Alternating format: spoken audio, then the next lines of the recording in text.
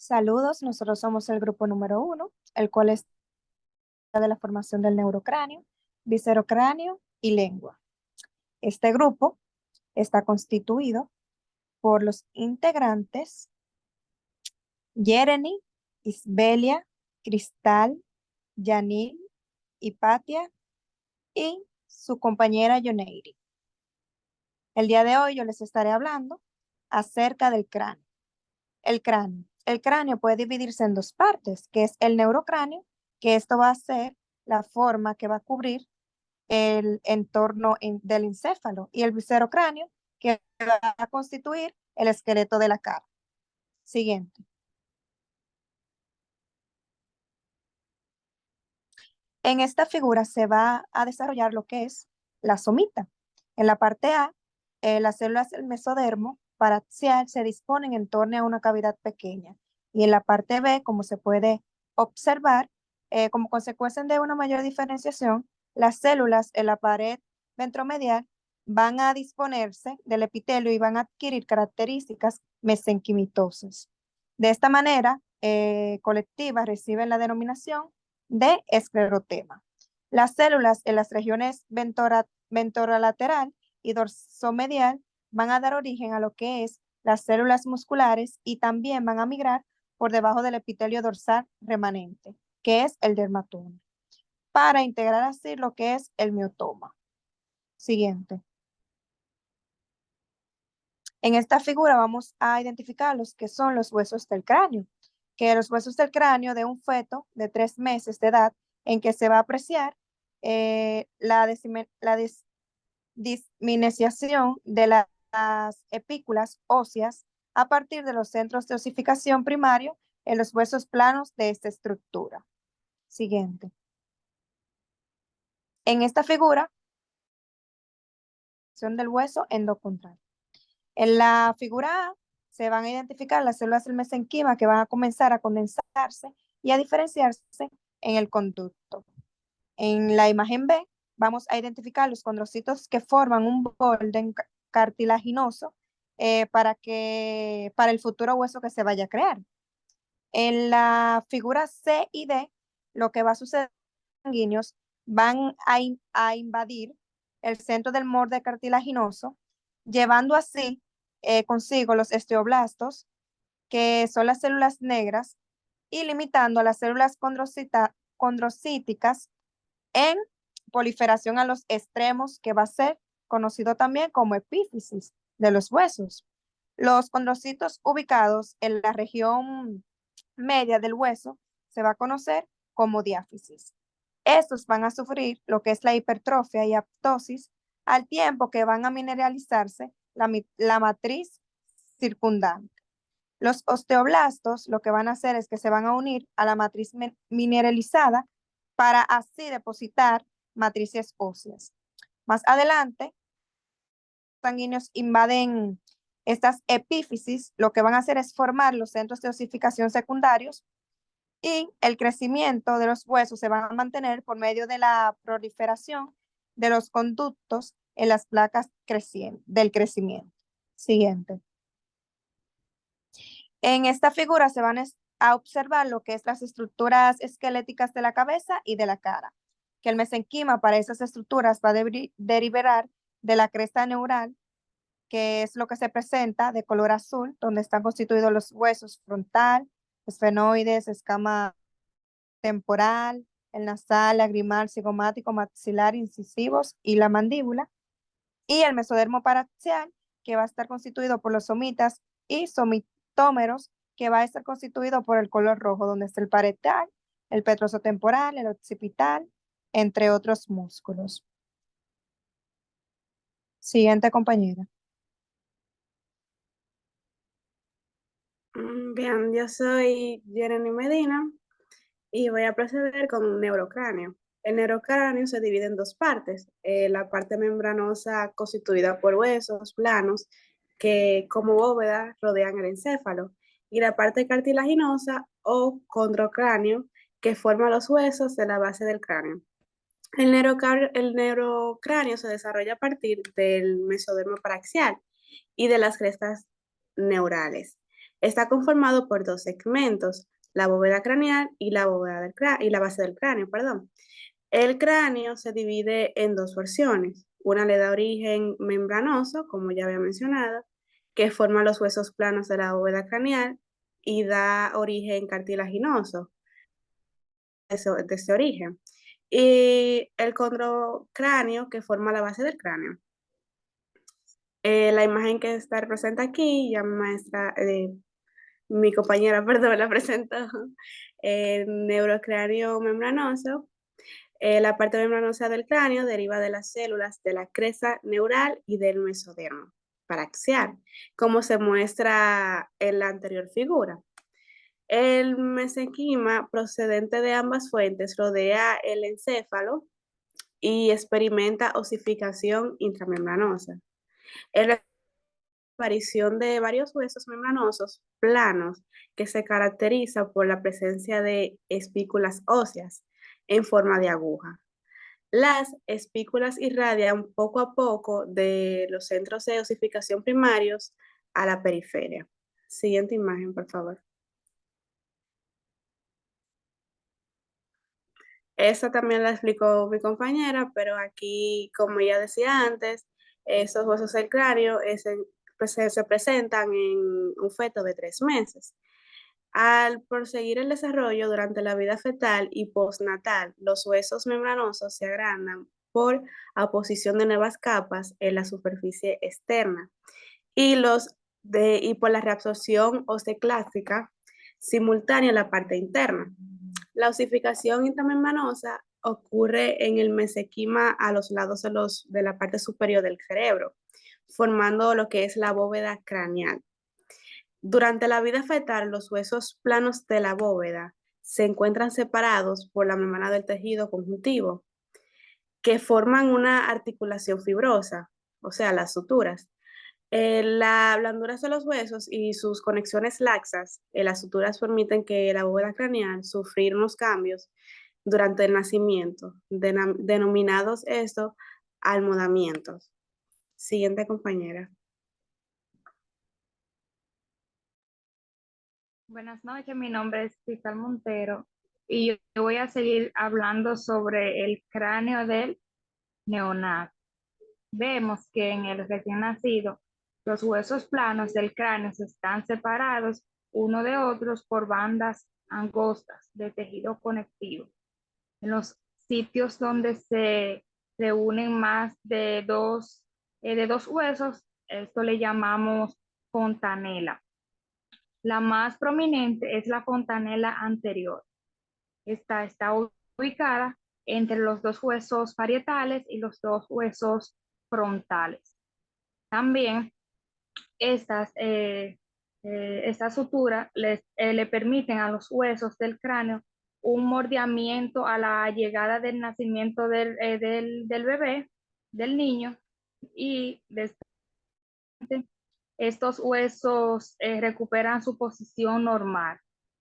También podemos ver que un niño de 5 a 7 años de edad, donde casi ha alcanzado la capacidad craneal total, en algunas ocasiones las suturas no se han cerrado y permanecen abiertas hasta la edad adulta. Aquí podemos ver también en esta imagen la fontanela mayor, que es la que se ve más abierta, que es la anterior. Tenemos en la próxima imagen, por favor, el viscerocráneo. Este corresponde a los huesos de la cara, que estos se derivan de los primeros dos arcos faríngeos. El primer arco da origen a la porción dorsal, el proceso maxilar, que se extiende hacia adelante y por debajo de la región del ojo y da origen al hueso maxilar, al hueso cigomático, a la parte del hueso temporal. Y también vemos que el mesenquima en torno al cartílago de Meeker se condensa y esto presenta una ossificación intramembranosa, lo cual da origen a la llamada mandíbula. Vemos que el proceso dorsal junto con el segmento del arco faríngeo, da origen a los huesos del oído, a los llamados yunque, el martillo y el estribo. Estos huesos se osifican iniciar la cuarta semana, el cuarto mes de embarazo, y también son unos de los primeros huesos en osificarse y en formarse. Vemos también aquí en la imagen que, o sea, vemos en la imagen estos huesos, vemos la sutura coronal, vemos la fontanela estenoidal, también vemos el maxilar superior, la mandíbula, vemos el hueso frontal, el hueso parietal, la fontanela posterior y el hueso occipital. Vemos la fontanela anterior, que esa es la que está más abierta, es la que se nota más en el recién nacido y es la que dura un poco más para cerrarse. Hasta aquí mi exposición. La próxima. Mi nombre es Janine Stephanie. Voy a hablarle de lo que son los neurocráneos cartilaginosos y condrocráneo. Está constituido al inicio por una serie de cartílagos independientes, lo que se ubican frente al límite rotral de la notóndra, que determinan frente al límite notondral la altura de la glándula hipófisis en el centro de la silla turca, derivada de la célula de la cresta neural. Eso se integra. Siguiente imagen. Esos se integran en el condrocráneo precondylar, lo que realiza la región posterior. A este límite se origina a partir de los esclerotomas occipitales, formado por el mesodermo paracial, y crean el condrocráneo cordal. La base del cráneo está formada cuando este tipo de cartílago se fusiona y se experimenta osificación endocraneal. Siguiente imagen.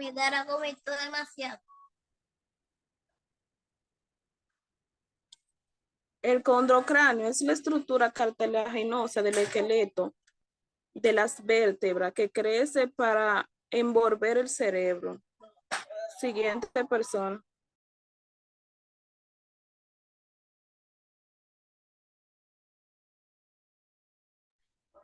Yo les voy a estar hablando, bueno, mi nombre es Ipati, les voy a estar hablando sobre las correlaciones clínicas de efectos craneofaciales y mencionaré una displasia esquelética. La cresta neural o células de la cresta neural. La célula de la cresta neural se origina en el neurodermo, constituye el esqueleto facial y parte del cráneo. Estas células también integran una población vulnerable al tiempo que salen del neurodermo. Son a menudo blancos y de teratógenos, por ende no resultan sorprendentes que las anomalías de cranofaciales sean defectos congénitos frecuentes. Yo voy a estar mencionando algunas anomalías craneales. Entre estas está la craneosquisis. En algunos casos, la bóveda craneal no se forma y el tejido encefálico expuesto al líquido amniótico se degrada, lo que origina anencefalia. La craneosquisis se debe a la falta del cierre del neuroporo anterior. Los productos o fetos o niños con este tipo de defectos craneales y cerebrales graves no pueden sobrevivir. Los niños con defectos más bien pequeños, con el cráneo a través de los cuales las meninges y los tejidos craneales o ambos terminan en meningoneles craneal y lo que es la meningocefalocele respectivamente, y pueden recibir tratamiento exitoso. En estos casos, el grado de el defecto neurológico depende del daño sufrido por el tejido cerebral. La craneocitosis, que es la siguiente anomalía. Es otra anomalía importante que se deriva por el cierre prematuro de una o de más suturas. Se presenta de uno en cada 2.500 nacimientos y es una de las características con más de 100 síndromes genéticos. La regulación del crecimiento y del cierre de las suturas no se conoce bien, pero pudiera implicar interacciones entre los límites celulares de la cresta neural y el mesodermo. Por ejemplo, las células de la cresta forman los huesos frontales, en tanto el mesodermo paraxial da origen a los huesos parietales y el mesenquima laxo de las suturas coronales. Por otra parte, las células de la cresta migran entre los huesos parietales y constituyen la primera porción de la sutura sagital. La señalización molecular de estos límites regula la proliferación y la diferenciación celular. Otra anomalía craneal es la displasia esquelética. En variedad más frecuente, la displasia esquelética es de 1 en 20.000 millones de nacidos vivos. Afecta ante todo los huesos largos. Otros defectos esqueléticos son el cráneo grande, con las regiones faciales medias pequeñas, dedos cortos y curvaturas espinales acentuadas, y se hereda con un rasgo autosómico dominante, y el 90% de los casos aparecen de manera esporádica por mutaciones nuevas. La displasia tenatofórica es la forma neonatal, tal es como la más frecuente de las displasias esqueléticas, de 1 en 40.000 nacidos vivos, y existen dos tipos, ambos son autosómicos dominantes. El tipo 1 se caracteriza por fémures, porque tienen los huesos del fémur corto y curvos, con o sin cráneo en trébol. Y los individuos con las enfermedades tipo 2 tienen fémures cortos y relativamente largos, con una deformación craneal en trébol intensa que deriva de la craneocitosis. Otro término para definir la cráneo en forma de trébol es que el Black-Del, que se desarrolla cuando todas las suturas muestran cierre prematuro, lo que hace que el crecimiento cerebral sea factible gracias a las fontanelas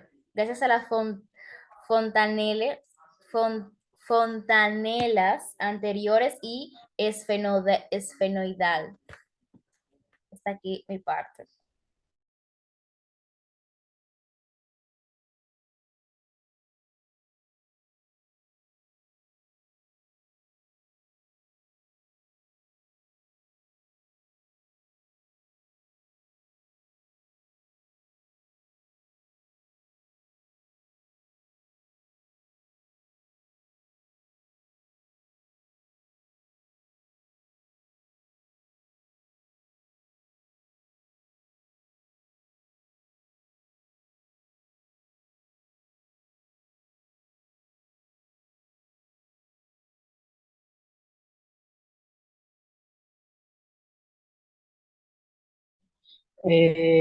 Buenas noches, yo soy Isbelia Suriel y hoy estaré hablando sobre la formación de la lengua en el sistema embrionario.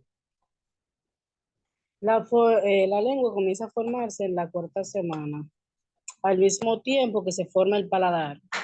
En la cara endodérmica del primer arco branquial aparecen dos protuberancias lingüísticas, una lateral y una medial, en el arco inferior. Las protuberancias lingüísticas laterales se fusionan entre sí, o sea, tienen una forma medial de 2 a 3, anteriores al cuerpo de la lengua, o sea, también se le llama lengua inmóvil. Esta función, en algunos casos, deja como vértigo en la mucosa. A lo largo de su desarrollo, el tamaño de la lengua guarda una proporción parecida al centrómero de la cara. La lengua dobla su longitud y su anchura desde el nacimiento hasta la adolescencia. La porción posterior o fina tiene su origen en los tejidos formados de la medial del 3 al 4 del arco faringeo en endoplástico. Lo que le llamamos base de la lengua se le inversa sensitivamente a la lengua. Está dada por el glofaríngico, que tiene la posición posterior de la lengua, y la que está en el nervio laringeo. Hasta aquí nosotras esta exposición. Agradecemos mucho que vean nuestro video. Gracias.